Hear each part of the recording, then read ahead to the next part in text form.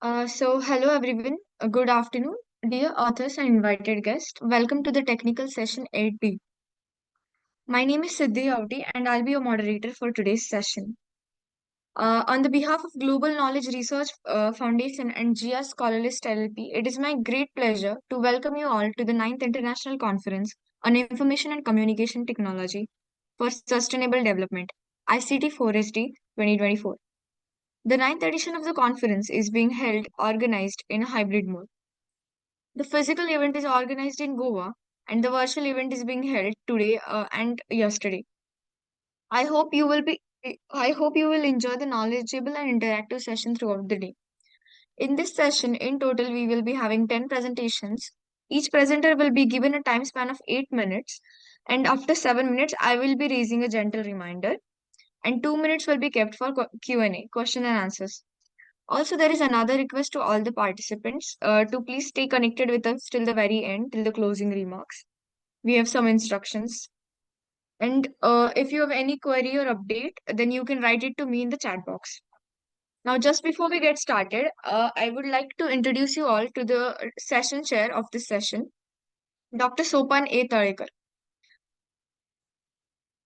Dr. Sopan Talekar is currently working as an assistant professor, Karamveer Baburao Ganpatrao Thakre College of Engineering, Nashik, India. He has published and presented more than 10 papers in reputed journals like IEEE, ACM, Springer, etc. He has published two books on artificial intelligence for Pune University and Gujarat Technological University. I welcome you, sir. Thank you for joining us today. Now we'll get started with the papers. So the very first presenter we have here today is Sona. Hi everyone. Very good morning. Myself Sona Gadani, and I am working as an assistant professor in LG University, Ahmedabad, Gujarat. My research title is Comparative Analysis of Agile Software Development Methodologies, which is a literature review, and guided by Dr. Urja Makar and Dr. Monica Ganagat. So the first is I'll go with the abstract. There is a shift towards the agility, like software development is moving very fast in today's world, and there were traditional heavyweight process methods. And Nowadays, the agile approaches have been uh, widely adopted in the market. The key methodologies which I have explored is the Crystal framework, TSDM framework, FDD, Kanban, Scrum, and Extreme Programming. The objective of this research is to analyze the prominent agile methodologies and highlighting their characteristics, advantages, and limitations. The purpose is to identify the most suitable methodology for further studies, which can help me to find out the application of respective frameworks in specific domain. These are the keywords, like there are the traditional agile software development process, heavyweight process, lightweight. Then there are the methodologies. Introduction is the software industry evolution. There was a rapid growth in software complexity and variety, and which was essential for daily tasks to manage with. There were few traditional software development models like waterfall model, incremental model, spiral model, and evolutionary model. And these models are having basic characteristics like they are totally plan driven, they are heavyweight processes, and they face some challenges like prolonged timeline testing only after completion. That means these methodologies have very pre-planned requirements, and no one can change those requirements during the development phase. That's how they lead some of the limited flexibility, and the requirements has to be static. So testing is also applicable after the development only, so there was no flexibility. So to enhance this methodologies in a variety of flexible environment, there was a shift in the approach which focused on the collaboration over the documentation. There was a self-organization over the rigid management, and adaptability over the fixed processes. Continuing with the same one, the processes which follow the earlier basic features, which was not that much rigid in the nature, are Scrum, XP, Crystal, DSTM, feature-driven development, etc. So the paper structure is actually introduction, then agile process flow and principles, research methodologies, literature review, analysis of those frameworks, discussion and conclusion. Agile process flow, it starts from requirement gathering, then it moves to the analysis phase, then there is a design phase, coding, testing, and delivery of partially incremented software, and they get the feedback from the customer. This is the general process flow of the agile methodology, and this process flow varies based on the different frameworks. If I talk about this requirement gathering, that is it is an initial phase wherein the developer get the requirements from the customer, including the product requirement, functionalities, and features, etc. So over here, the user stories are mostly prioritized once. Second one is the analysis. That was the collaborative phase between the developer and the stakeholders. And the objective is they estimate the efforts, they identify the particular domain, they prioritize the functionalities which are most important, and what functionality has to be implemented later on. Then there is a design phase. That design phase actually connected with the customer feedback. It is iterative in the nature, and once the increment is delivered, it has to be shown to the customer. If customer is satisfied, then the developers are continuing. They will continue with the next increment. So over here, the focus is the new requirement adoption and iterating design cycle. If I talk about the coding phase, then transforming the design specs into the executable code, wherein the code cleanliness has to be measured, how to maintain it, and the code has to be efficient. That these parameters has to be tested in this phase. Testing phase is actually integrated throughout the development, and it is like you develop and you test, you develop and you get the feedback from the user and you test it. This is how it works. And the last one is the customer feedback, wherein each and every increment has to receive the customer feedback from the user, which ultimately the main focus is to prioritize the customer satisfaction. This is the important principles of agile process also, which I am telling you in my next slide. These are the principles on which the agile process methodologies work. There are almost 12 principles. The first one is the customer has to be satisfied. That is the important priority. Then they embrace the requirement change at any stage. Then delivery is in the form of iterative manner. So after they decide the increment and they deliver the software. There has to be some collaboration between the business and development procedure. They motivate the individuals, and then they focus on the effective communication, because communication is the important phase in the software development process. They focus on the currently working software, and they progress the measure in the terms of some specific measurement units. They promote the sustainable development. They continuous there is a continuous attention to technical excellence. They focus on code and implementation rather than of designing more. So that's how they embrace the simplicity.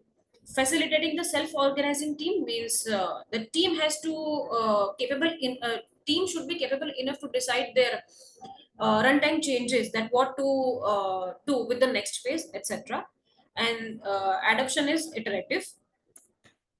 The research methodology which I have followed here is: step number one is downloaded few basic agile frameworks papers, then shortlisted most popular and widely used agile frameworks. I studied the components of all agile frameworks based on few parameters like team size and project complexity. Then selected the Scrum based on the success ratio and discussion and future work.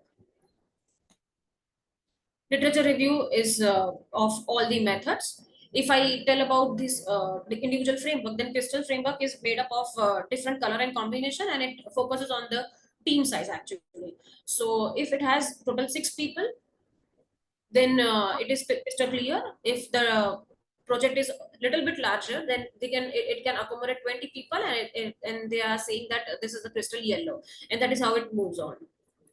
Ma'am, sorry Yes. for the interruption, but there is 1 more minute for the presentation. Yeah. All right. So I'll directly move on to this comparison of all the frameworks. If I look on this framework, then there are the components, philosophy, features, and criticalities. As you can see over here, Crystal is having different components. DSDM focus on dynamicity, wherein resources are more emphasized. Then feature-driven development, they focus on the feature only, and when the projects should be developed on the feature, they should follow this feature-driven development. Kanban is having sections like it can, yeah, I mean, using this Kanban framework, you can visualize your to-do list, doing list, and done list. Then Scrum focuses on product owner, and requirement change is the main component of Scrum. Extreme programming focuses on the programming component more. So over here, there is a philosophy, and these are the feature. If I talk about the criticalities, because we want to work on this criticality, then the crystal is having failure result in loss of comfort and all. DSDM is having, it is not recommended when low interaction with the customer is required and project administration is difficult. FDP is weak in documentation and lack of communication. Kanban is it is used. I mean, the problem with this Kanban is poor understanding and lack of training. Scrum is having stakeholder have less knowledge about this Scrum, and extreme programming is having it lacks lack of good design. So pros and cons with this applicable domain. So Crystal is mostly used in manufacturing and production management. DSDM is used in financial application. FDD is used in mobile application. Kanban is suitable in ERP system. Scrum is suitable in healthcare and all. And XP is suitable in medium-sized project. So looking on to this, the discussion is the adoption ratio of agile method is 71% companies have adopted these methods, from which agile projects have 64% success rate, and adoption contributes 60% increase in revenue profit. So what are the reasons of this adopting agile? Like it accelerates the software delivery, managing changing requirement priorities, it increases the productivity, and it aligns the business goals, and it elevates the software quality. Over here, you can see the adoption ratio. Like Scrum is having the topmost adoption ratio based on the study. So the key insights are it dominates the industry as per the preferred agile framework, and it understanding these adoption trends, which helps the guides organization. So in conclusion, I would be looking for the Scrum applicability for different domains like healthcare and medical devices, like embedded system or financial services, where it could be applicable more, and what are the critical components dealing with the Scrum using one of the applications, and then I'll move for the next research work. Thank you so much for your attention, everyone, and Dr. Supan Talekar. And thank you so much for giving me this opportunity to present myself over here on this platform. Thank you so much, Siddhi ma'am. Thank you so much, ma'am, for your presentation. Are Yeah. there any questions?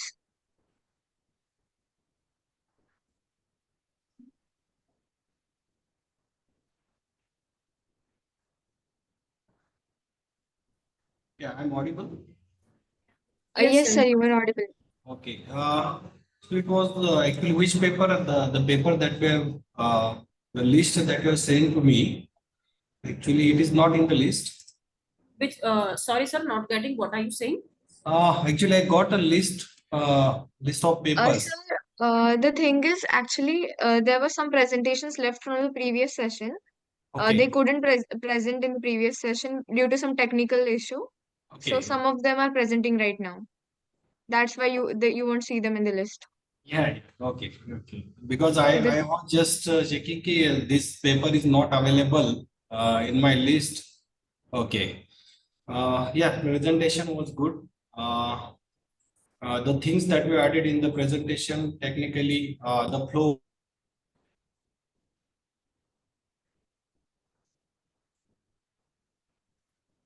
So I think there is some internet connection issue from your side. Okay, Okay, I well, just close my video. Now I am okay. audible to you. Yes, sir. Okay, yeah. Yeah, the actually the flow of the technical presentation was good, right from the window abstract introduction to the conclusion. All right. Just you are not finished actually your presentation within the time. So Yes. a lot of content was there actually. So you have to focus on the important points only. Yes. Overall, it was good. Okay, I just let join to this presentation, but overall it's okay. All right, sir. Uh, anything else, sir? No, Okay, okay. Thank you so much, sir. thank you, ma'am. Thank you, sir. Now we will Yes. proceed to the next presenter. Just a minute. I'm just stopping my slide. Yes. Okay. Thank you, ma'am. So the paper title she's presenting on is a review on the 3D reconstruction of objects from multiple 2D images. Ma'am, I'll stop sharing my screen, then you can present. Just consider the time constraint of 8 minutes. I'll raise a reminder after 7 minutes. Yeah, definitely. So very warm good afternoon to one and all present there. I am Purva Sodari from Department of Artificial Intelligence and Data Science. So today I am here to present a review on 3D reconstruction of objects by using multiple 2D images. Uh, Under the guidance of Pratik Verma sir, Swapnil Gundewar sir and Palash Goshettiwar sir. These are the contents. 3D reconstruction involves transforming a series of 2D graphs into 3D representation of objects and scenarios, where it relies on the computer vision algorithms, basically using mathematical models and extract the depth of the construction geometry. Uh, a collection of 2D images capturing the objects from different viewpoints is initially shown. The techniques which we are using, like scale invariant features transform and speed up, uh, are the used to identify key features such as corners and edges or key points. So yes, for the correspondence between features across the images, so we use for it the methods like structure from motion and multiple view stereo, uh, and the underlying 3D structure of the scenes.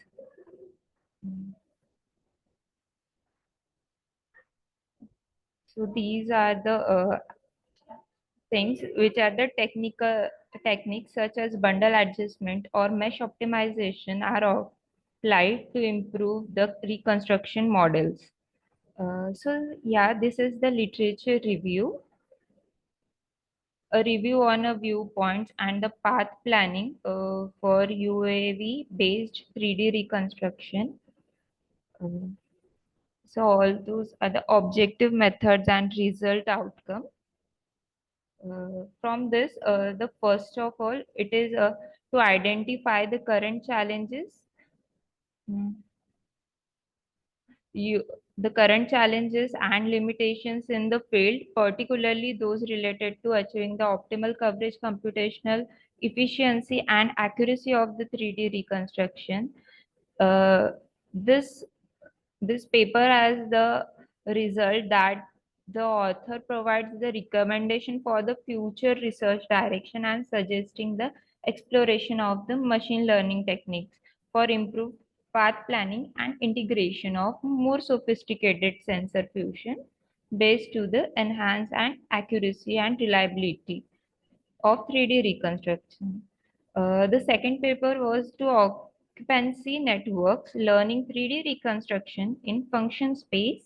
So this the paper aims to address the limitations of voxel-based and point cloud-based methods, which often suffers from issues related to the resolution and scalability.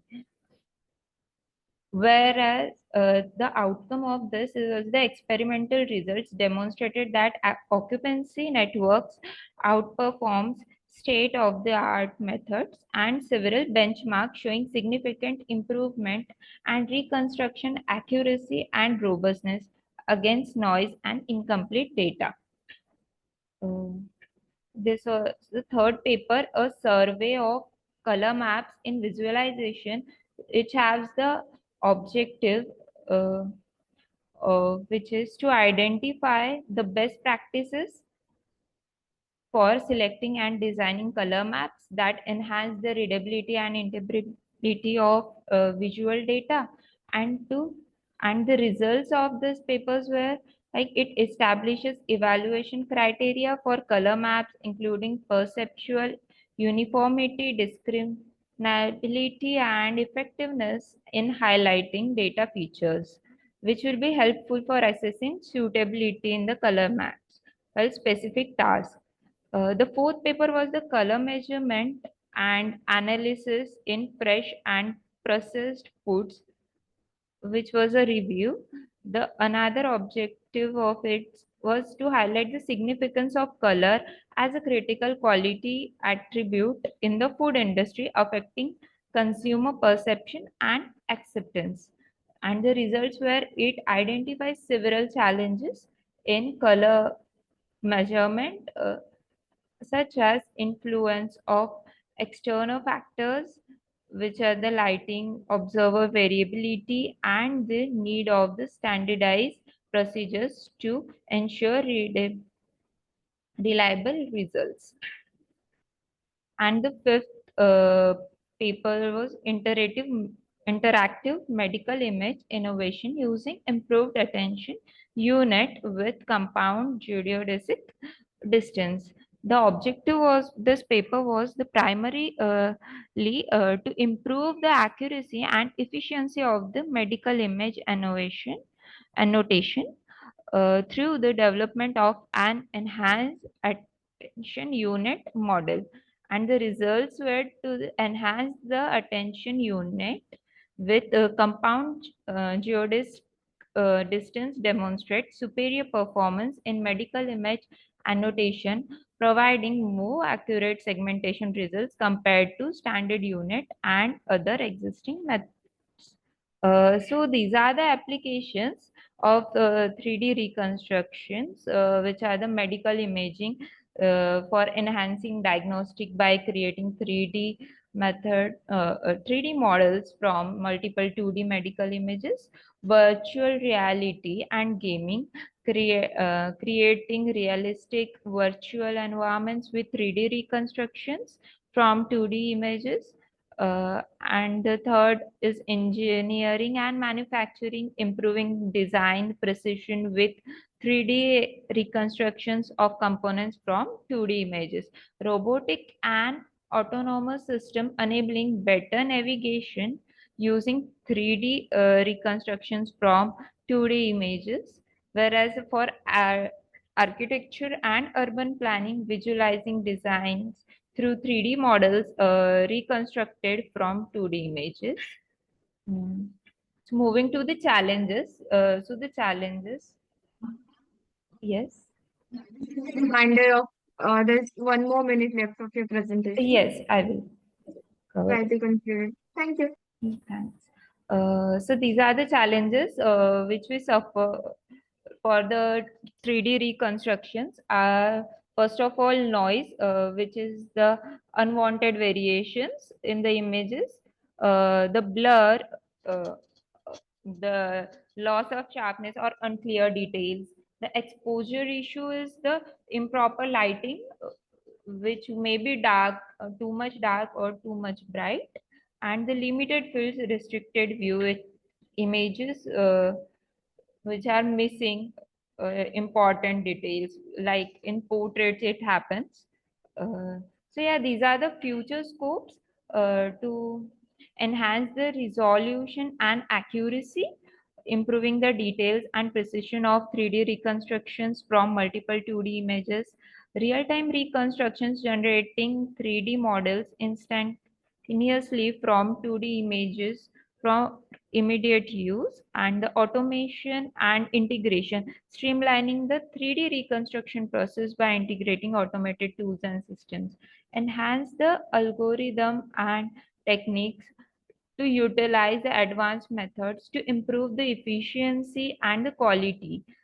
And the fifth, highlight high quality reconstruction to achieve the superior 3D models, fidelity and detail from multiple 2D images. And this was the conclusion that innovation of 3D reconstruction can revolutionize the healthcare, entertainment, architecture, and environment monitoring by enhancing medical diagnosis, surgical planning, and individualized treatment, while also supporting sustainable development and immersive experiences. Additionally, they enable efficient resources management and climate change mitigation, fostering the creativity and improving lives in unexpected ways. So yeah, these are the references of it. And that's all. Thank you so much, ma'am, for the presentation. Are there any questions? Yes. Hello, Purva ma'am. Yes, sir. So your paper was just to review on reconstruction of 3D images from 2D images, right? Yes, sir. Okay. So I just want to ask one question. How does the quality and resolution of 2D images that affect the accuracy of the resulting 3D model? Sir, sorry, sir, can you repeat it? Yeah. Uh, as we know that what are the images that we have that is Yes. available in 2D images, we can say that. So its Yeah. resolution and qualities are different, right? Yeah. So while reconstructing the 3D images, Yeah. so how actually the it makes the impact, quality and resolution of 2D images that make the effect or the we can say that the impact on while constructing the 3D images. So the pixels also matters in that. The pixel of the images. Uh, Okay. yes. Is there any effect of different file format that you are going to use? Like there are different file formats like JPG, GIF, right? Yeah. So is there any effect of this on while constructing the 3D images? Uh, sorry, sir, I don't, I have not gone through that, but Okay. yes, I can say that it may vary because uh, difference in the different file format. So it may get what we can say, um, the pixels may get disturbed in that. Okay. Yeah. And last question is there. Yeah. How do different lighting conditions Yes. in 2D images that impact on the 3D reconstruction process? So the improper lighting can cause means it is very important to have a proper lighting because it may not, if it would be a more darker or too bright image, light, because of that the image may not be clear or it would be some noisy, so it would get a little difficult to figure it out that the whatever the image we want to capture.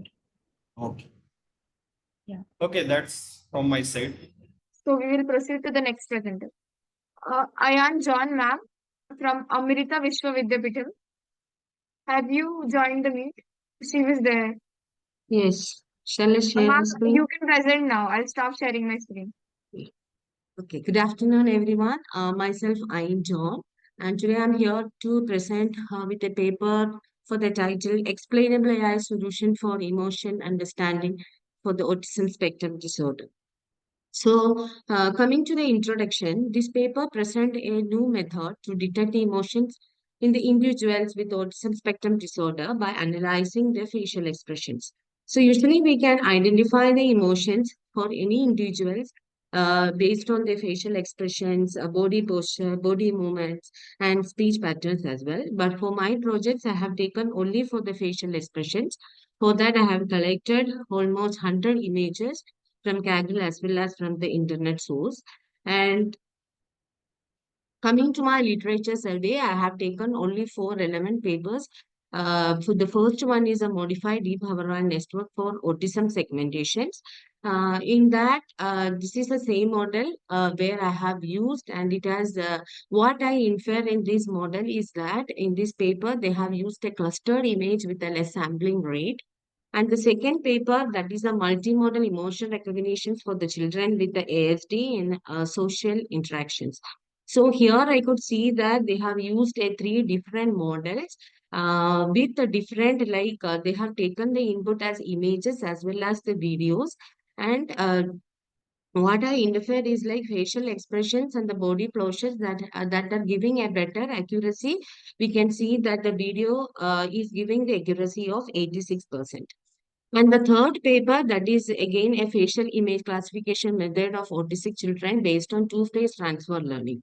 So here again, they have used a multi-class for integration calculation method with an accuracy of 93.3.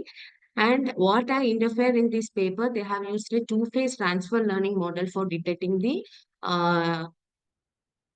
detecting the autism based on their facial images. And the fourth paper, that is emotion recognition facial expressions for 3D videos. and they have used a network that is called Citizen network for that to identify or combining the images to clarify the emotions. So coming to the motivations, why I have chosen this topic is like emotions is a part of our life and it will be very useful for us, our social and educational communication. So how the deep learning models can able to detect these emotions based on different categories. That is what my motivations for doing that. And I have included an explainable AI concept also in this paper, how well my model is detecting my emotions based on the data set, how can able to justify it. And next, this is the methodology, and the left side diagram is the structure of my modified deep Habermas network. And this is nothing but an encoder decoder network. And the normal hourglass network will have only 4 modules in it, but my model is an enhanced version of the deep hourglass network. I have added 5 hourglass module with that, all the convolution, whatever I have used for the deep hourglass model. And apart from that, I have used the Siemens network also to do the comparison of my facial images. And after the comparisons of the facial expressions, it will detect the emotions with the help of the Siemens network. So coming to the data set, this is the data images where I have collected. So the dimensions of the images varies from 224 to 299, and I have collected almost 200 images. And I'm doing only the detection emotions detections for the kids, not for the adults, from the age 2 to 15, and the gender for girls and boys as well. So this is my performance evaluation measures. So apart from this modified deep hourglass network, I have used 3 different models as well to compare how well my model is doing better. So in this matrix, we could see that my model have acquired 92% accuracy with an execution time. And DNN is the second one, and ResNet and DGG. And I have used the experiment setup as like 80% of the data I have used for training and the 20 data I have used for testing. So this is my experimental result I have plotted in a bar graph, and here also we could see my my models validation and like the training accuracy. We could see that my model is getting 92% accuracy, as like all the 4 models I have plotted in a bar graph. And the down graph you could see that I have plotted with I have noted with the plotted graph again with the training and validation accuracy.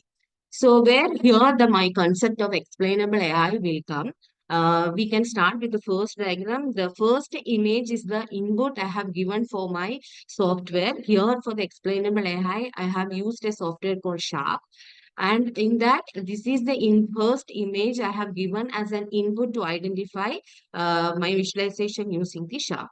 And coming to the B image, this is the sub image.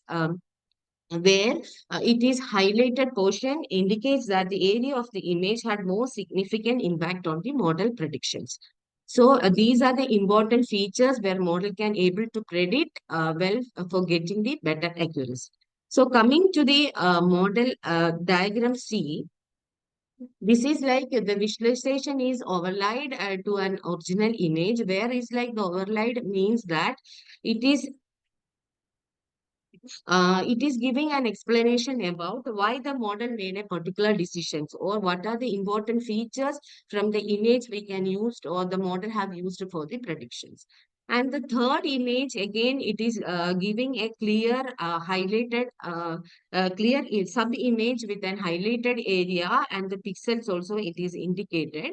And it is with the 2 colors with yellow and green, and we could see that the yellow color, it is giving an importance to the most of the features where we have seen for the image of C. And coming to the image of E, this is a heat map where again the pixels are plotted. And here we could see that we have used 2 colors of coordination. That means contribution, that is positive and negative contribution. So blue color is the positive contribution, and red one is the negative contribution. And the most important parts we can see that will be in the darkest blue color. So that is the again one part I have included in my paper, how well my model is predicting the accuracy based on the explainable AI. I'm justifying here that how well my model he predicted with 92% accuracy. And coming to the conclusion, why I have implemented out of this concept is like this will be very useful for the caretakers or the parents or for the doctors to identify the emotions of the autism kids. Why? Because it is not that easy to identify the emotions of the autism kids even in manually for so this system will be more useful for everyone to detect the emotions of autism kids. And with an impressive accuracy of 92%, I have obtained for my new model. And 20 reference papers I have included in this paper. That's all about my paper. Thank you. Thank you so much, ma'am, for the presentation. Are there any questions or shall we proceed further? Yes, ma'am. Yeah, I am, madam. Are you there? Yes, sir. Yes, Yeah. sir. I'm here. Yeah, it was nice presentation. Thank you, sir. Yeah, you have finished within the time each and everything. Yeah. And that the topic is also latest one and that is good one. I just want to ask you the data set that we used, that is the standard data set that we use, or you have collected the images and based on that you train the model. Sir, a few images I have got from Kaggle and a few images I randomly pick it from the internet source. So that is my 200 images. Okay, And so I have checked only three emotions, sir. That is happy, sad, and anger, because it is very difficult to get the autism kids images in the internet source. okay, so because the getting the data set, that is the important question. So once you get the data set, then there is no any problem in the machine learning, right? Yes, sir. Yeah, so it's good. Few images that you got and few images that you have collected. Yeah, sir. Yeah. If you increase the, that the size of images, that is what in scaling. So that does any effect on this? Sir, actually, I have collected and have done data augmentation as well, sir, for this getting more images. And if you increase the size, again, the problem will happen with the actual features from the image. We are not supposed to get it, sir. That is why I have rechecked again with the explainable AI concept. Whether my, because usually whatever images we are getting from the internet that are not actually a valid images, because few images I have taken from the autism kids schools as well. So I train more with that images as well as with the data augmentations images. Okay. So the next presenter we have here today is Govind Kumar sir. Sir, are you with us in the meeting? Yes, ma'am. You can start with your presentation. Yeah, thank you, ma'am. Good morning, good afternoon, everyone. My name is Govind Kumar, and my paper ID is 335. I am currently pursuing my master's in information technology from Punjab University, Chandigarh. And I am presenting the paper on facial emotion recognition using deep learning under the guidance of Dr. Mandeep Kaur and Ritika. So this is the overview of my presentation. I will begin by introducing the concept of facial emotion recognition, followed by a discussion on the datasets I utilized. Then I will review some related work in the field, and in last, I will conclude with the key takeaways. So in introduction, facial emotion recognition is a technique that reads facial expression to identify and interpret human emotions. The goal is to develop system that can automatically recognize and interpret the emotions that individually convey with their facial features. Using computer vision, machine learning, artificial intelligence, and algorithms, these technologies evaluate facial expressions and categorize them into different emotional states. The different states, emotions such as anger, fear, joy, disgust, neutral, and sadness and surprise. These are the common data sets which are available publicly. And I have also researched and collected many data sets which are used in facial emotion recognition. So first of all, with facial emotion recognition 2013, which is the largest and the widely used data set, in which 35,887 photos, and this data set is divided into two sets. First set is training set, which contains 28,709 labeled images, and the rest is test set, which consists 7,178 images. Similarly, the another dataset which is used widely and available publicly is CK Plus, which has 10,000 pictures and around 593 videos.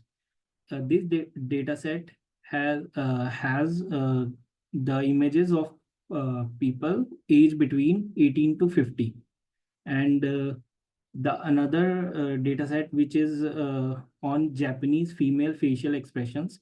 This data set includes only Japanese images, and there are 10 Japanese female models posing with 7 different emotions, and fear, happy, sad, and etc. These all are the data sets which are present publicly, and some of them are private data sets which are not available on internet. So next, move to related research.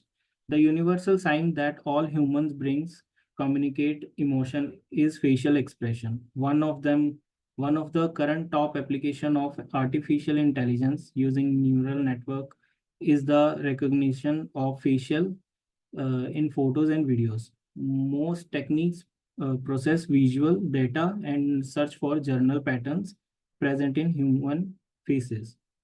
Application involves automatic blurring of faces on Google Sheets, view footage, and automatically recognize of Facebook friends in photos.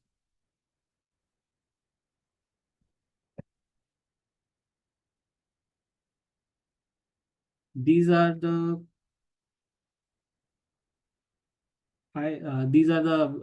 related work I reviewed and analyzed multiple research paper to gain a broad understanding of this topic.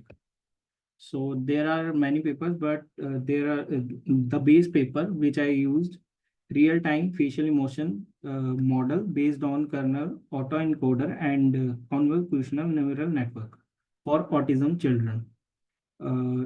This paper is helpful for diagnosis of emotion of autism in children, and this can be used in healthcare and treatment of autism. The another is the lightweight facial emotion recognition system using partial transform learning for visual impaired people, for helping them navigating safely from one place to another, and can be a quite difficult task. And this paper proposed a wireless and portable solution for visually impaired people. And the detailed study on facial emotion recognition instrumented for silent communication. This study deployed at different areas like bus stop, railway stations, and airport to identify the potential threat. And the another is hybrid model of facial emotion recognition in children's. And this study helps psychologists in performing children's therapy through the remote robot operated sessions. For example, on online meetings and by on mobile phones. In conclusion, deep learning advanced research studies has significantly improved facial emotion identification using deep learning. Challenges like dataset bias and ethical issues. Broad application facial emotion recognition can enhance human-computer interaction, security system, and asset individuals with autism and guide marketing strategies. Future concentration, more research and ethical concentration are crucial before widespread implementation due to the potential of societal impact. These are the references. That's all about me. Thank you. Thank you, sir, for your presentation. Now, are there any questions or shall I proceed further? Yeah, one question is there. How many papers that you are referred for this paper? Because this is your review paper, right? Yes, sir. Sir, actually, I have reviewed around 30 to 35 papers, but the most of them are indicate only one strategy and the very Okay. limited data set, which are FER 2013 and the CK plus. Okay, I just want to ask you, through the technology, through using the deep learning technology, so different deep learning algorithms are used. So Yes, how sir. you can categorize your review work with respect to the different deep learning algorithms? Which algorithm that more impactful and which algorithm is, we can say, that less impact? So actually, I am using my dataset FER 203, and I am using classifier. There are 7 classifier, but I am using SVM and decision trees to increase my accuracy. Okay, you are not going to use deep learning. No, sir. Okay. So the next presenter we have here today is Pratiksha Limburkar, along with the co-author Pooja Rawat. Yes, actually Pooja will be sharing the screen and I'll be presenting. Yes, ma'am. Okay, I'll start sharing the screen, then you may start with your presentation. Just consider the time constraint of 8 minutes. I will be giving a reminder. Okay. Good morning, everyone. I'm Pratiksha Lamburkar from Thadumal Shahani Engineering College. It's a pleasure to be here today to present our research paper titled Investigating the Efficacy of Gradient Boosting for Skin Type Classification. Skin type classification is not just a scientific curiosity, but a practical necessity. Accurately determining whether someone's skin is dry, normal, oily, is crucial for a variety of industries. For example, in cosmetics, this knowledge enables personalized skincare product recommendations, tailoring products to individual needs. Similarly, in dermatology, accurate recommendations helps classifying different diagnostic skin conditions and providing the most effective treatments. Our research explores the application of machine learning, specifically evaluating several algorithms to identify the most accurate method for skin type classification. This work is grounded in the understanding that machine learning has revolutionized numerous fields, and we sought to apply its power to the domain of skincare. So as you can see in the literature review, there have been several notable studies that laid the foundation for our research.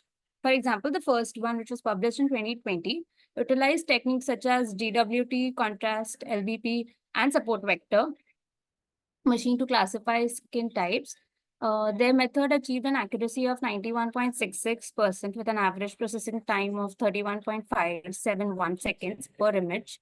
This study demonstrates the potential of combining image processing techniques with traditional machine learning algorithms. The second one, which was also published in 2020, introduced a more advanced approach by employing a CNN-based model, specifically YOLO V4, to classify the skin types based on facial features like wrinkles, acne, and spots.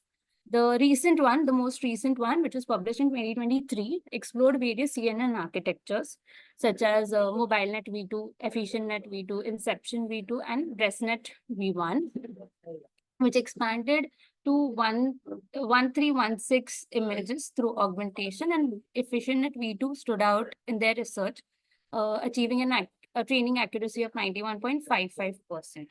These studies provide us with a solid foundation, revealing both the potential and the limitations of the existing methods.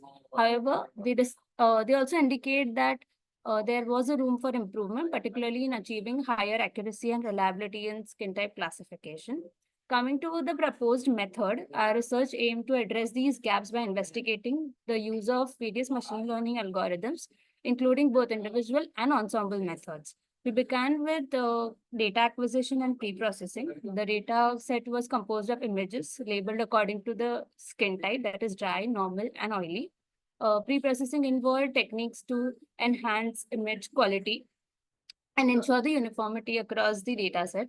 Initially, we focused on training our model with individual algorithms like the random forest and SVM. And these algorithms were selected based on their proven effectiveness in classifying the different tasks. However, recognizing the potential of ensemble methods, which combine multiple learning models to improve the overall performance, we later implemented techniques like stacking, bagging, ADA boost, XZ boost, gradient boosting, and all.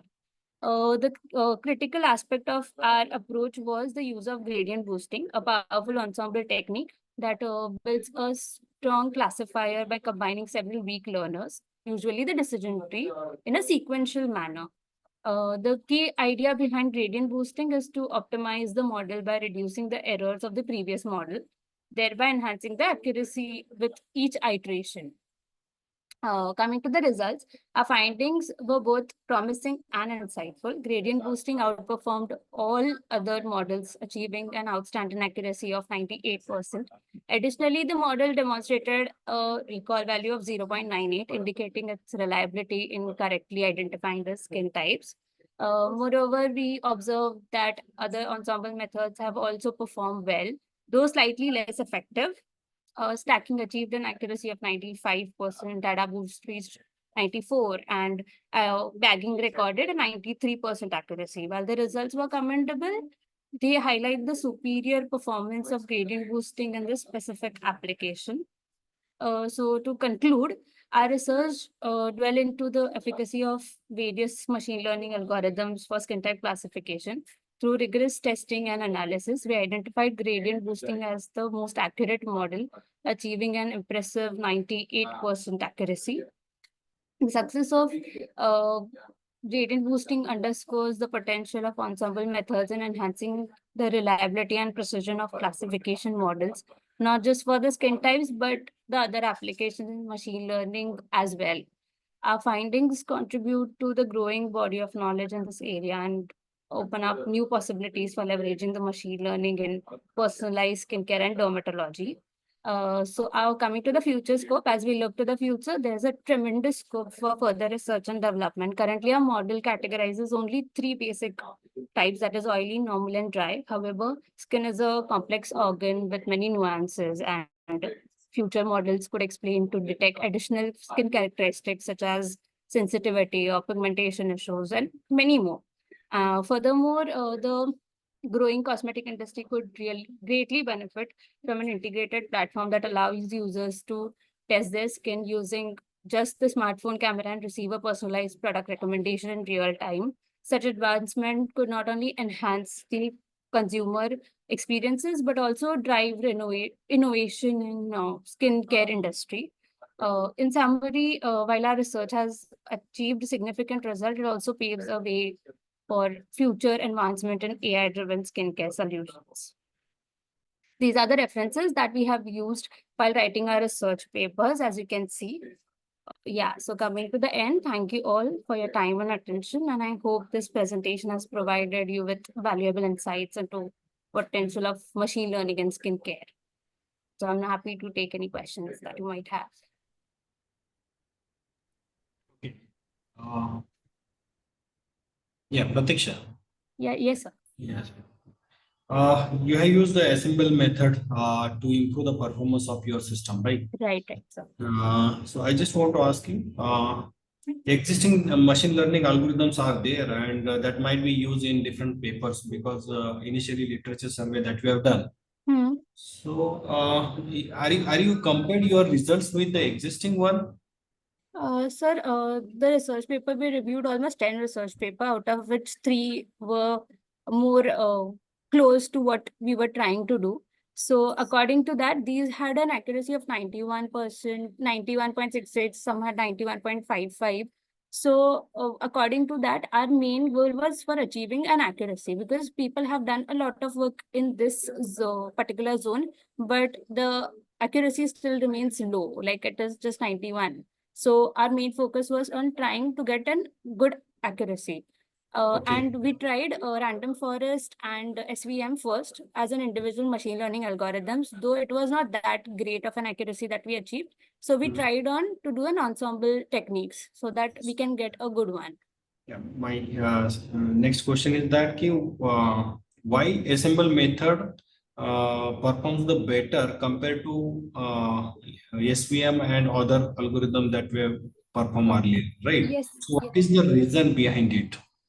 Yes, sir. So basically, ensemble method, what it does, it actually trains different models, and each model has a different accuracy. So what ensemble method do is after getting a lot of different models with different accuracy, it sums up all these models together to get a proper new model, like which is according to the voting system which happens, like different models, they vote together for the better one, and at last then we have a good and more better model with a great accuracy.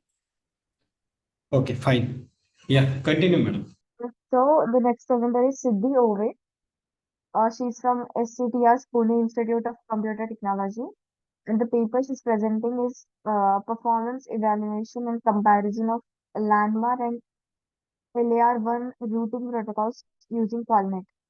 Good afternoon to the session chair, Dr. Sopan Talekar sir. Myself, Shamni Kamthankar, on behalf of Siddhi Uve, Piyush More, Prem Chikode, Vedant Bade, and Dr. R.C. Jaiswal, is going to present the paper titled Performance Evaluation and Comparison of Landmark and Larvar Tech Routing Protocols using Qualnet. So, as we all know, in computer networking, selecting an appropriate routing protocol is crucial for ensuring efficient, reliable, and scalable communication within a network. So, this research mainly aims at conducting a relative analysis between two prominent routing protocols, namely landmark routing and location aided routing 1, within the framework of network layer. This study employs Qualnet software to model and analyze complex network scenarios realistically. The protocols used are Landmark, which uses landmark for routing decisions, and LAR1, which uses location information to proactively maintain routing tables. So we used Qualnet software, which was which is highly efficient network simulation tool to model and analyze network environments. In landmark technique, network is divided into subnets with users, client having shared internets. Uh, each subnet elects a node as landmark.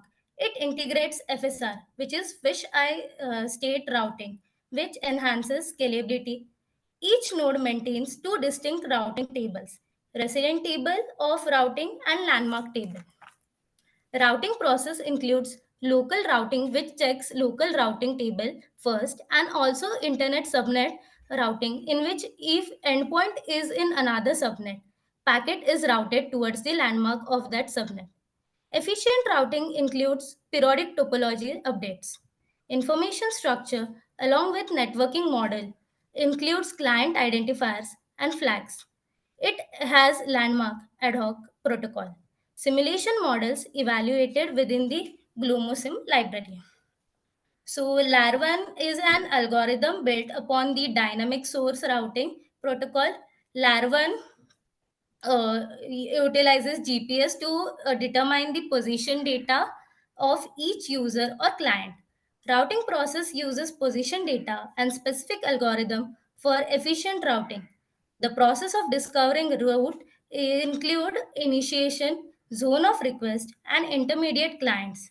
Simulation tool uses network simulators like MARS, which is Maryland Routing Simulator. So simulation setup consists of 20 nodes. Among the 20 nodes, four nodes are used for wireless communication and the rest 16 nodes are used for wired communication. This setup consists of CBR plus, which is used to build an ideal environment. At the same time, it it also consists of lookup, which is used to build a realistic environment. So the results are divided in four parts. Firstly, NQ, which includes difference in the volume of network packets in IP queues and across various clients. This observation implies potential variations in data traffic levels and potential load in events between LANMAR and LAR1. In case of wireless communication, LANMAR exhibits highest packet enqueuing rate, followed by LAR1. In case of wired communication, there is a constant flow of packets across users or clients in both protocols. Secondly, carried load broadcast, which displays diverse spread of data transport load among various client or users, and also highlights unique arrangements of LANMAR and LAR1 protocols. In case of the wireless communication, LANMAR carries highest load overall. It operates the greatest number of packets at each client or user. And in case of wired communication, there is a consistent distribution of traffic load between each node in both protocols. So, thirdly, average jitter broadcast, which is defined as mean fluctuations in the time for information packets to travel between clients or users. Through research, we found for wired network no difference in average jitter broadcast between LAR1 and landmark. So, fourthly, which is originated carried load, which is defined as traffic load initiated by a node from its internal operation or traffic it directly generates. The carried load broadcast graphs highlight varied distribution of traffic load generated by the nodes across different users or clients. In case of wireless communication, Landmark carries highest originated load which handles each node consistently as compared to LAR1. In case of wired communication, traffic is generated by each node is consistent in both protocols. So, in the conclusion, the comparative analysis of Landmark and LAR1 in wired and wireless communication reveals key differences in reliability and performance.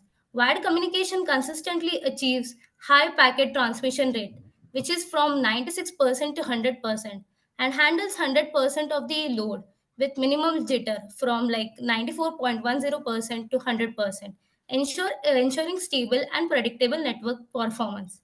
Wireless communication also show significant variability with packet transmission rate fluctuating from 22% and 50% and load handling between 39% and 84.50%.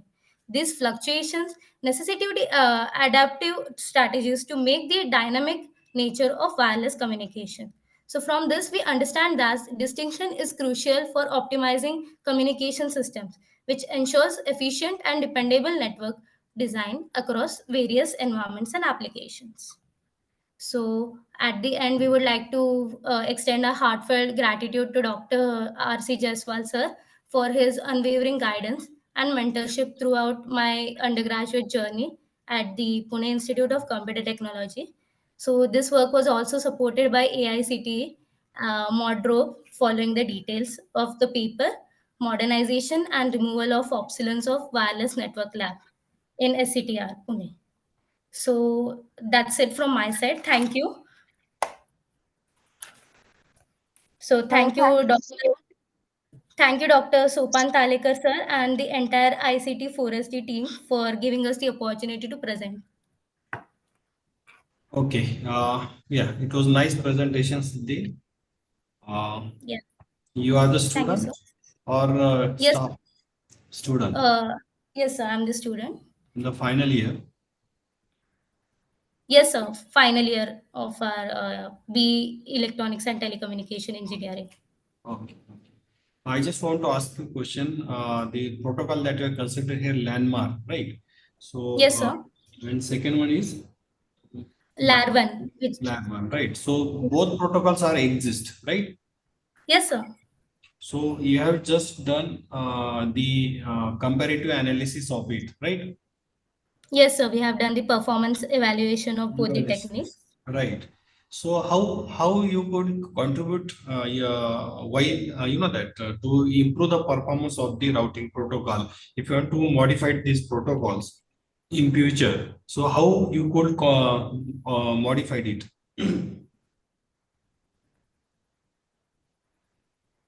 Yes, sir. For that, we use the energy efficiency analysis. Like for that, majorly we'll do the analyzing the energy consumption of LANMAR and LAR1, particularly in battery operated device, such as manets. And we will also investigate the security aspects of LANMAR and LANWAR protocol in the future part. So that's the major techniques. Okay. Okay, fine. Thank you. Okay. Thank you, sir. Aditya Dilip Kumar Wagh. Yeah, I'm there. Okay, sir, you can start with your presentation. Okay, just a second. So good afternoon, everyone. My name is Aditya Vak, and along with my teammates Madhura Chavan, Anirudh Singh, Pranjali Padole, and Sarita Rathod ma'am, we are going to present our research paper that is a tool for ground personal monitoring, and then the abstract. So this project is mainly focused on uh, creation of a mobile application that will specific for needs of better human asset management and better real-time tracking of the geopersonals. So here using technologies like GPS and other devices, we can have this. And this project will also help for better supervisor level observations. So the overview about the presentation. So we will take on each of the points. So first is the introduction. So in today's rapidly evolving world, there is a need of better human asset management and better supervisory management observations for various organizations from taking from the police officer forces or taking from manufacturing industries. This has become very crucial for ensuring ground personnel safety and efficiency. And with the utilization of GPS technologies, wireless networks, this can be solved for exploring centralized and mobile-based solutions. And that will efficiently solve the problem of rapid response and other technologies. So the problem mainly we focused is taking a scenario for police bandobast for various large events or small events like festivals, elections, melas, or any religious events. So the police officers that are also referred as the ground personals are required to be present within their assigned area for better management. But due to any reason or some reasons, some of the police officers or on-ground personals are not at their assigned positions, and this can eventually result in overall mismanagement of the crowd, and that can cause a great security breach. And related to that, the first key problem statement, that is to develop a platform or tool to remotely track these ground personals deployed at the bandobast duty. And connected to that problem, that is a need of comprehensive tool that will facilitate real-time monitoring, management of them, and better optimizations. So the regarding literature review that we have done, we have referred about 7 to 8 IEEE papers where we have analyzed the technologies like Bluetooth low energy and other technologies like geofencing and etc. that will help in real-time monitoring. But the issue we faced for the Bluetooth low energy, although it providing energy efficient way, the Bluetooth doesn't always guarantee a better and faster data communication or data transfers, and that is mainly required for real-time tracking. And next we will see ahead. This is the table of literature review. Here we can see the IEEE papers, their descriptions, and the major disadvantages as we have pointed out. Then the proposed system, what we have proposed to this paper. So we have developed a platform that is designed to divide the deployment area into sectors and subsectors using the geofencing technology. So geofencing technology is a technology in which we can create a virtual boundaries of any deployed area. And here, supervisors can monitor the locations of these personals in real time using their own supervisory dashboard. And this will proposed system will improve their operational efficiency and overall public safety. And along with this, the tool will also include features like asset tracking. Not only human, it also can track other assets and other personalized notifications. So here we have also included alerts and notifications for supervisors and also for the ground personnel. So whenever they are outside of their geofence area, they will receive an alert. So modules that we are considering, that is GPS tracking, geofencing, communication, and data security. So one of the module that is very crucial, that is the data security. And for that, we have used file-based authentication, role-based access control mechanisms, client-side encryption with Flutter. So here, Firebase we have used mainly as our backend, and the implementation process is that first the requirement analysis. There we have analyzed the technology that we need, the interfaces, the software requirements with feasibility studies. So technology requirements are, we have used Dart, then we have used Flutter application development, then we have used Firebase as a backend service, and other technologies like geofencing and Google Maps APIs. And further, we can see the flow chart. Here we can see that from the starting, after login, the role-based authentication will be there, like whether you are supervisor or officer. So after logging in each different domain, you will get a different set of functionalities. Like for supervisor, you can monitor the locations, you can create the geofence for particular area.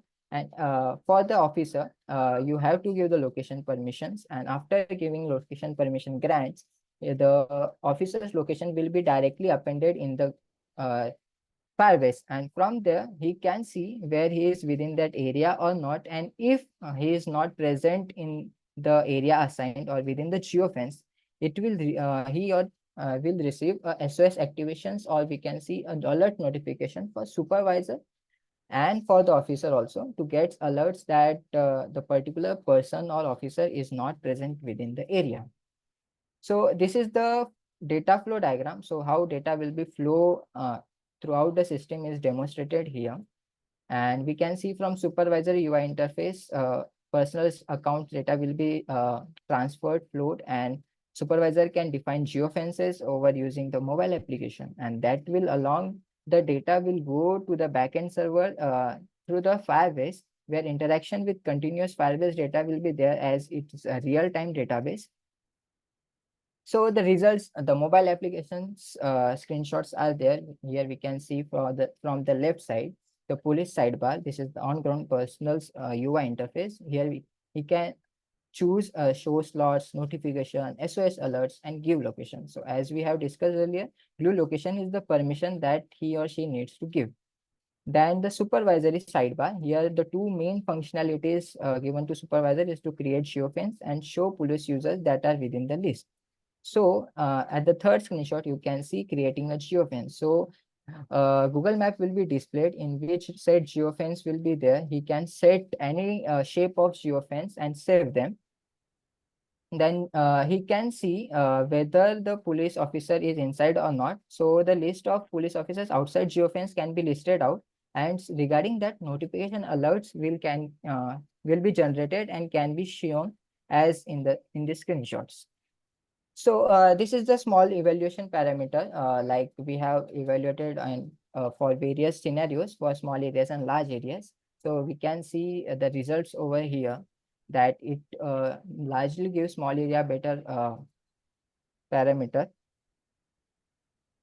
So for conclusion, the system definitely provides an efficient solution for dealing in better human asset management, and also a better supervisory level observations of the ground personnel, and that will benefit in better responses and heightening the safety of the overall pressurized conditions, like various big events. And this will help for mainly focused to the police officers, forces, and overall safety environment management. These are the references that we have referred, and thank you. Questions you can ask. Okay. Yeah. Yeah, it was a good presentation, Aditya. Thank you. Yeah, this tool is already there, and you can use this tool in real-time applications So, Yes. yeah. So this tool that we are using in real-time applications, yes or no? Sir, for in real time, they are not optimized as we seen in the literature review also. They have used Bluetooth Low Energy, and that was mainly focused on the warehouse management. But at the larger scale, they have not implemented yet, I guess.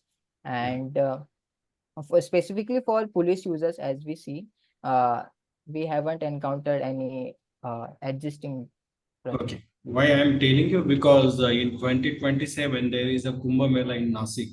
Yeah, So yeah, so there will be crowd and many people, yeah, some visitors will come and yeah. visit. So at that Yeah. time, this application that will be helpful. So that time they mainly were focused on the walkie-talkie and location tracking. So they have used walkie-talkies for continuously, we can say continuously giving the data of their location. So not the supervisory can directly involved in location tracking of this officer. Yeah, if you are interested, you can join that community. You can find Yeah, out the yeah. information on the LinkedIn, and there are meetings now on 16th and the 17th.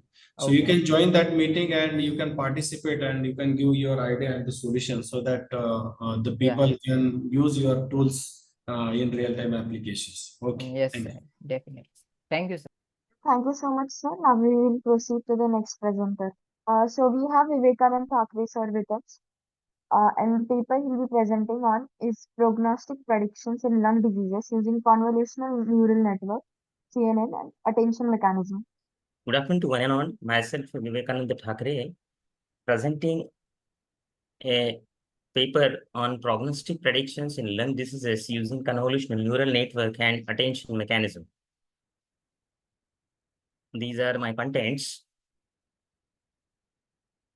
Now, as far as the lung diseases is concerned, our main topic of discussion is the lung diseases. So, as per the World Health Organization report, which has been published in 2020, lung diseases impact on the common man or human being is too much. As far as our different diseases is concerned, the lung cancer, tuberculosis, COVID-19, COPD, and pneumonia. So out of which the lung cancer, it is among the 10 most common causes of death in the world. And it infects 2.21 million peoples, out of which 1.8 million peoples have died due to the lung cancer. As far as tuberculosis is concerned, this is the 13th leading cause of death and the second leading infectious killer after COVID-19 worldwide. So due to this, 1.5 million of people died due to TB in 2020. Regarding COVID-19, so all are aware with that it causes due to the severe acute respiratory syndrome, and it is declared a pandemic by the World Health Organization, which affects 118.7 million people, out of which 2.6 million people were dead. Another is a pneumonia. Pneumonia is also basically finds in children's, and it accounts for 14% of all deaths of children below 5 years. Has been killed 7,40,180 children in 2019. The same concern regarding the COPD, also chronic obstructive pulmonary disease, which is the third leading cause of the death worldwide, which causes 3.23 million peoples in 2019. So the lung diseases are impacting very much or very high to the common man. Diagnostic approaches have been suggested for the lung diseases, in which basically molecular diagnostic method, that is RT-PCR, which basically is used for the COVID-19, and for the remaining ones, X-ray, lung ultrasound, and CT scan can also be used. So as far as the lung cancer, lung diseases is concerned, the medical system or medical field is suffering from several issues like the false detection of the disease, which can impact the further treatment of the patient. So the available models are also classifying the limited diseases like COVID-19, pneumonia, and lung cancer only. So our aim of the aim of our proposed research work is to develop a model for improving prognostic predictions of chest diseases in by developing a reliable approach so that the disease can be early detected and proper treatment should be provided to the concerned patient. Our classification model overview is like this one, which consists of 4 different stages or steps, like the image acquisition, pre-processing, training, and classification. As far as image acquisition is concerned, which is the collection of the various images like the CT scan and chest X-ray. Lung ultrasound also can be included here, but basically I'm focusing for CT scan and chest X-ray images. Basically, these images is used to train the model so that we get the classification of a particular disease. Another is the pre-processing phase. In basically pre-processing phase is used to enhance or modify to improve the quality of the image. In that, for example, bone elimination, lung segmentation can also be included, which is used to identify the region of interest, and with the help of this region of interest, we can particularly classify the disease. Pre-processing step has been divided into 2 different parts, methods, data augmentation and the feature extraction. Basically, the data augmentation is used to increase the amount of available data. And we are having a lot many advantages of the data augmentation, which can produce the efficient and reliable accuracy in the classification. Another is to increase the data size without obtaining the new images like flip, rotate, translation, zoom, adding noise, and so on. Lot many are available through which we can increase the size of the data set. Another is to improve the increase the amount of relevant data in the data set. After that, data augmentation may introduce relevant features and patterns, essentially boosting overall performance of the system. And another advantage of the data augmentation is to prevent the overfitting problem. Next method is the feature extraction. Basically, feature extraction is used to identify a certain class by extracting the important features from the images. Next one is a training phase. Training phase consists of the 3 different methods again. In the first one, we are the phase is a DLA phase, that is the deep learning algorithm selection. Lot many algorithms are available like the DBN, multiple perceptron neural network, RNN, recurrent neural network, convolutional neural networks, etc. Another phase is a transfer learning. Transfer learning means it refers to the transfer of knowledge from one model to another. Another is the ensemble technique through which we can use these ensemble techniques for more than one model during classification. And the last one is the classification.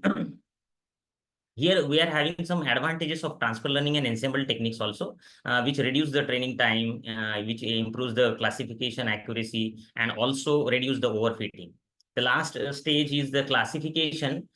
We can classify the different lung diseases in COVID-19, lungs, cancer, pneumonia, tuberculosis, and the normal one.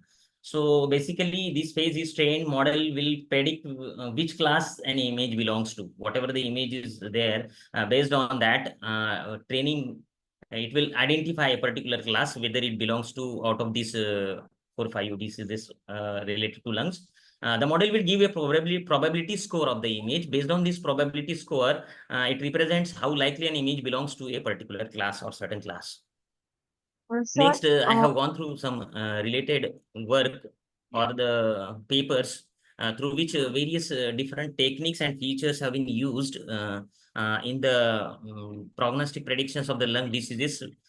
In the first 2 papers, the deep learning with margin characteristics and CNN, as well as machine learning with neo bias classifier technique has been used. Am I audible, ma'am? Yes, I was just wondering if I was audible. But sir, I just wanted to give a reminder. The 8 minutes of your presentation are done. Can you please conclude it in a while? Okay.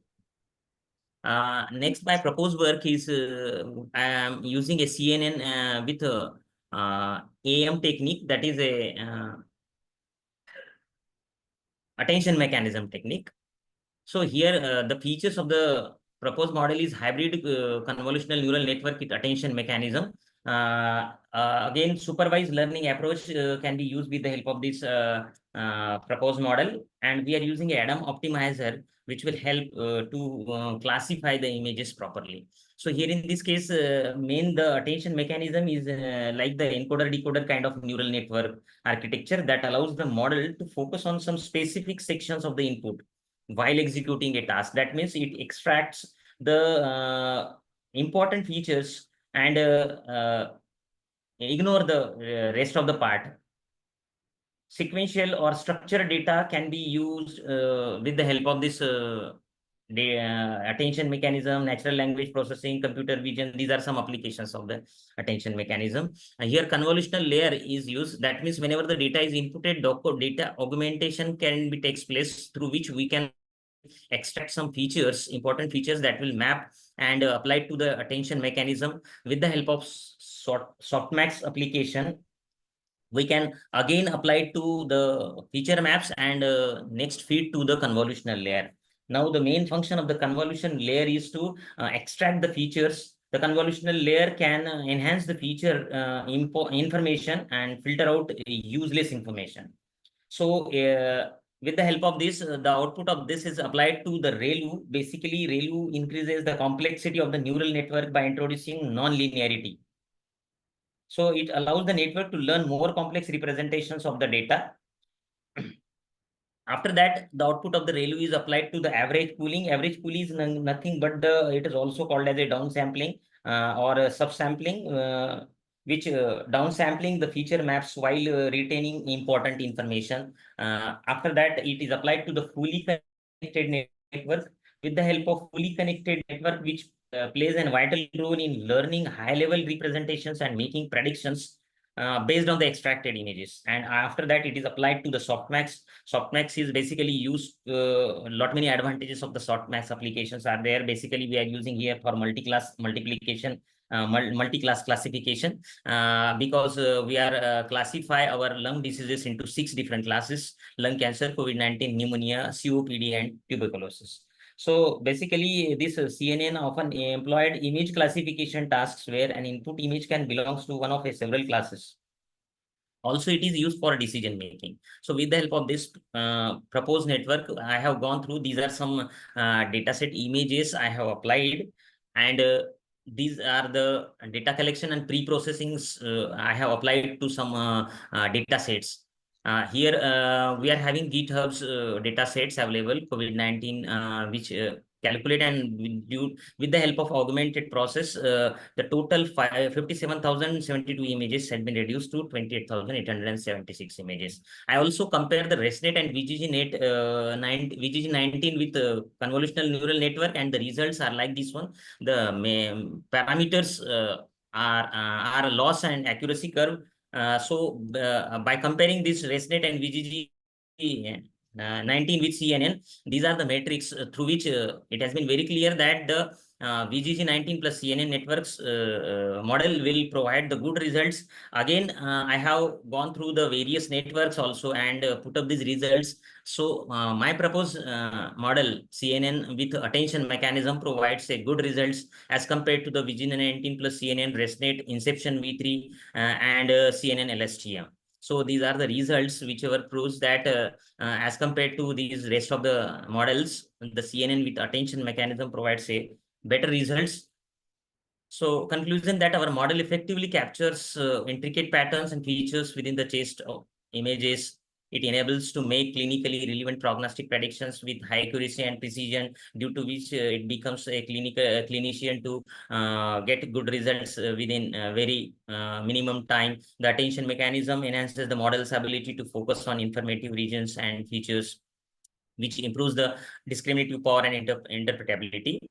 And hybrid CNN attention mechanism shows significant improvement rather than the other algorithms. These are some references I have gone through. Thank you. Thank you, sir, for your presentation. Are there any questions? Okay. It was quite lengthy presentation. So you elaborate the many things from basic to all, but you have to focus on one important thing, that is attention mechanism. That is your contribution. So yes. You should elaborate the one slide on the attention mechanism in future where you actually present the things. So that is very important. So the next presenter we have here today is Abhinav Satish Pillai sir from Christ University, India. And the paper title he will be presenting on is Voluntary Carbon Markets, Bridging Climate Solutions to Sustainable Finance. I request Abhinav sir to please start with your presentation. And please consider the time constraint of 8 minutes. I will be raising a reminder after 7 minutes. Good morning, everyone. Um, Good morning, sir, and good morning, the other presenters. I, Akshata Bibin, along with my teammate Abhinav Satish Pillai, with the help of our professor, Jerush John Joseph, are here to present our research paper on voluntary carbon markets, bridging climate solutions through sustainable finance. Next slide.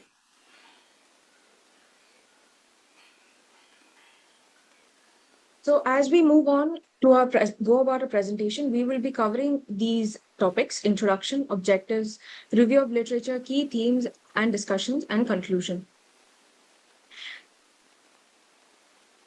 Now, for our introduction, carbon credit markets allows businesses to purchase carbon credits which represent 1 ton of CO2 emissions. Now, businesses can purchase these carbon credits to offset their emissions and to meet the climate targets. Now, a paper describes the link between the climate action and sustainable finance that lies in voluntary carbon credit markets. Now, such markets and policies provide financial incentives and businesses and organizations to invest in renewable energy and other emission reduction projects. Now, our research paper delves into on how VCMs bridges the gap between climate actions and sustainable finance. Now, moving on to our objectives. Now, our paper focuses on trying to find out the effectiveness of voluntary carbon markets amongst organizations and individuals, the potential of these markets to attract investments towards sustainable solutions, and to raise capital for climate actions. Now, we also look into the challenges and opportunities from these market approaches. Next, we move on to a review of literature. Now, from our review of literature, we have reviewed 11 papers, and due to the time constraint, we were only able to take the key contributions and divide our review of literature into 4 parts, 4 segments. Now, from the paper, we've learned that sustainable finance are financial activities that support the improvement of economic, social, and environmental dimensions of sustainability. From Paris Agreement papers, we've learned that Paris Agreement aims to keep the global temperature well below 2 degrees Celsius. It also highlights the voluntary cooperation between amongst parties and entities to reduce the carbon emissions through the use of internationally transferred mitigation outcomes. Now, as mentioned before, carbon markets, carbon credits are basically bought by businesses to reduce the carbon emissions. Now, carbon trading creates a financial incentive to reduce these emissions. Companies that exceed can buy credits and companies below can sell theirs. Now, with this, it creates a carbon market which allows trading between various companies. Next, moving on to voluntary carbon markets, VCMs emerged outside the UN climate regime, but was influenced by the Kyoto protocols. Now, voluntary market gives access to countries the sources of climate finance. Next, we move on to the key themes and discussions of our paper. Now, again, here we've divided our key themes and discussions into various parts. The first one, we will be talking about VCMs and traditional finance. Here, we are trying to understand the difference between traditional financing and VCMs. Now, traditional finance focuses on short-term financial returns and regulatory compliances, whereas VCMs investments offer long-term environmental benefits. Traditional financing involves in interactions within financial institutions.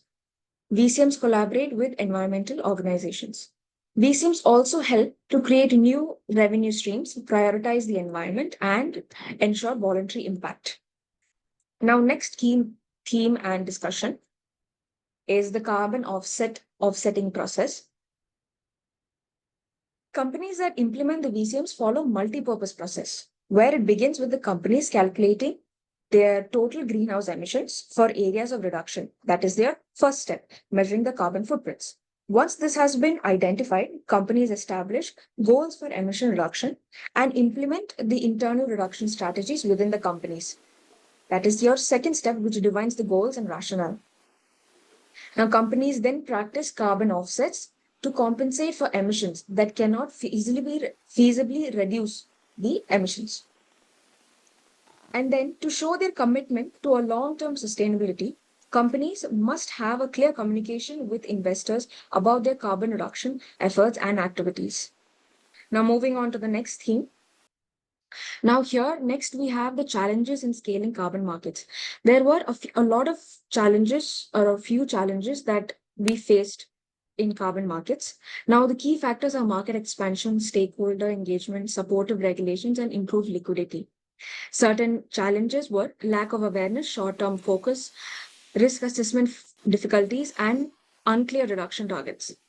Now, the barriers that were faced in these markets were limited foundation on mitigation measurements, baseline year determination, and absence of enabling policies. Here, we've taken some companies globally that directly or indirectly participate in the investment made towards the growth of carbon offset projects.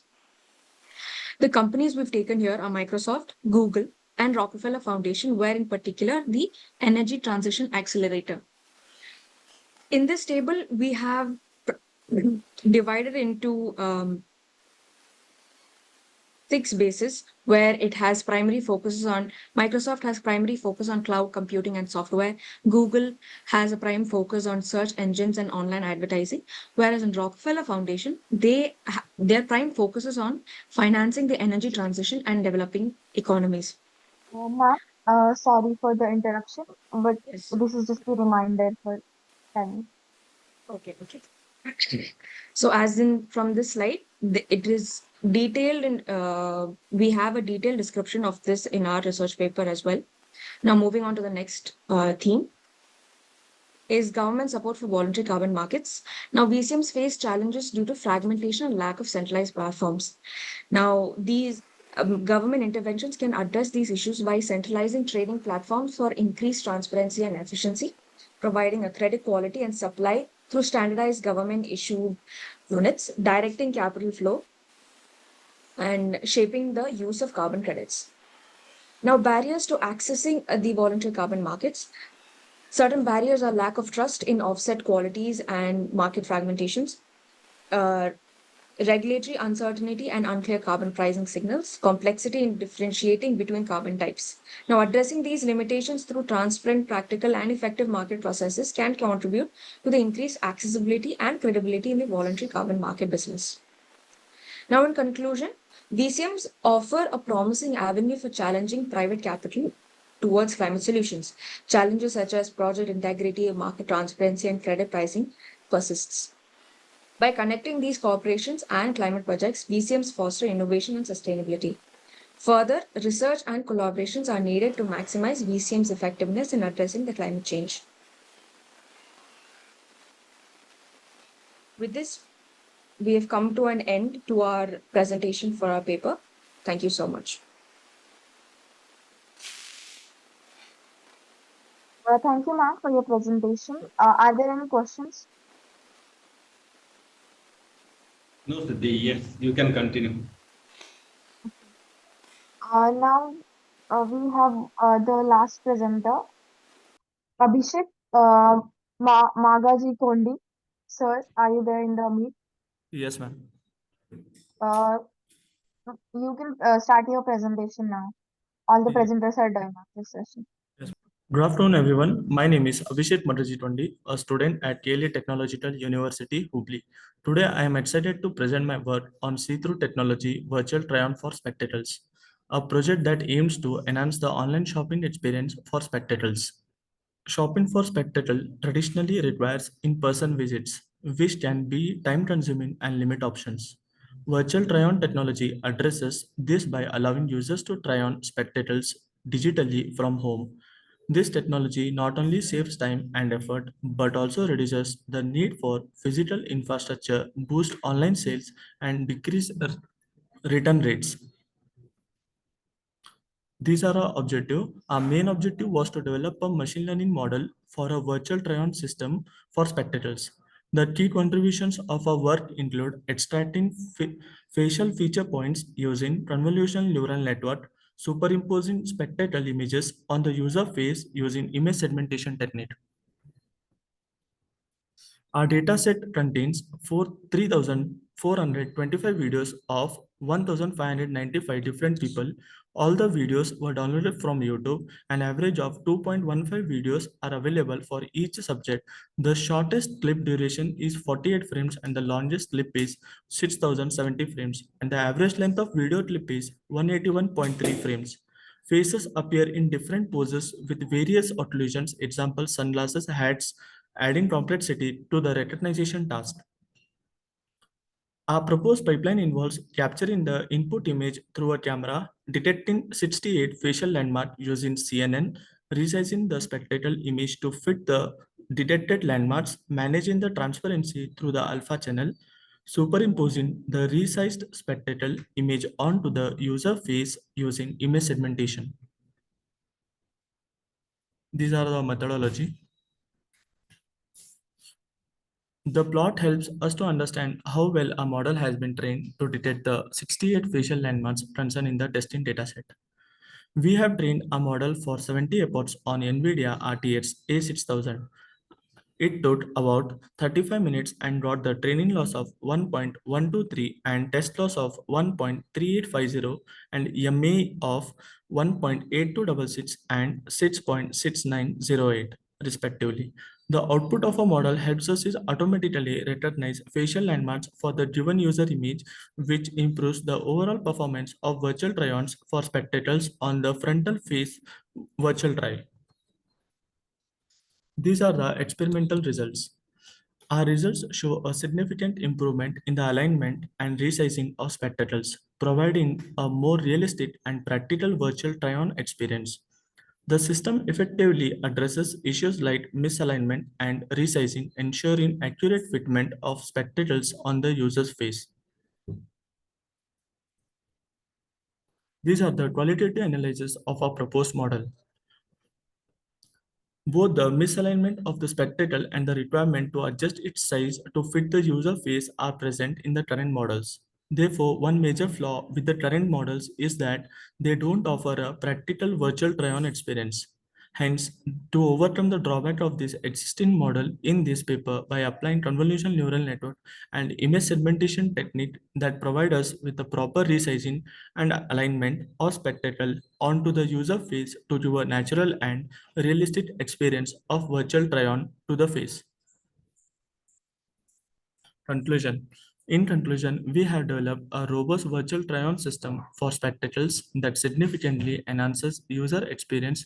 Moving forward, we plan to address outliers in the facial landmark detection to improve accuracy, enhance the model's adaptability to different facial sizes and shapes, extend the system to include other accessories such as earrings and watches. These are the references, ma'am. Only few references we have added in the PPT. Yes, ma'am. This is all from my side. Thank you, sir, for your presentation in time. Are there any questions from the session, sir? Or Yes. shall we proceed to the... Yeah. One questions is there. You added some references, but all that almost 13, 14 year references are there. Is there any new latest references on this topic? Yes, sir. But you are not added in this slide, right? Yes, sir. We are not added, sir, but we have added in the papers. Okay, so you use the convolutional neural network, right? So Yes, sir. CNN. Yes, So sir. that is what the standard algorithm is there. So what is your contribution actually in this paper? Yes, sir. The contribution mainly is the how we can alignment the spectacle onto user face. It was a more challenging part of that, sir. Yeah, but that algorithm is not explained actually in this presentation. Yes, sir. That algorithm, the steps or we can say that the process is not explained here. The size and alignment is there. That Yes. is not explain in this presentation. Yes, sir. But we have trained the model for the by resizing the images, and we have trained it for here. We have mentioned, sir. Uh, We have trained for a 70 efforts, sir, on NVIDIA RTX, and we have mentioned the training loss and the testing loss, sir, of a model. okay. And the results were quite interesting, sir. As you can see here, we are compared with the other models. So, what technique that we used to, consider the error between the train and the loss results? Yes, sir. Can you repeat the question? Yes. What actually the technique that we use to find out the error between the predictions and the accurate results and the predicted results? Yes, sir. We have used the regularization techniques, sir, like in order to compare the proposed, we have the ground truth points, sir, for the facial landmarks. And after we train the model, then we have compared the results, like what are the key points, like what was the differ in that error. So we have calculated, sir. Mathematical formula that you use to take the difference of it. Yes, sir. Which the mathematical, the model or the expression that we use to take the difference of it? Mean average square, sir. Mean average. Okay. Yes. Yes, sir. So now we will proceed to the closing ceremony. All the presentations are done. This was a great session. I sincerely thank our authors for their excellent presentations and contribution in this session, and all our participants for being a part of this international conference. I hope this session was informative enough. We, on the behalf of the whole team, thank you for the support during this ninth version and all the previous 8 versions of the conference. We will be happy to have you in the 10th version in 2025. All the presenters would be getting their digital certificates through email within 2 working days. Further, all the papers have already been forwarded to the framework. The publication will be live within 6 months, so kindly cooperate with our team.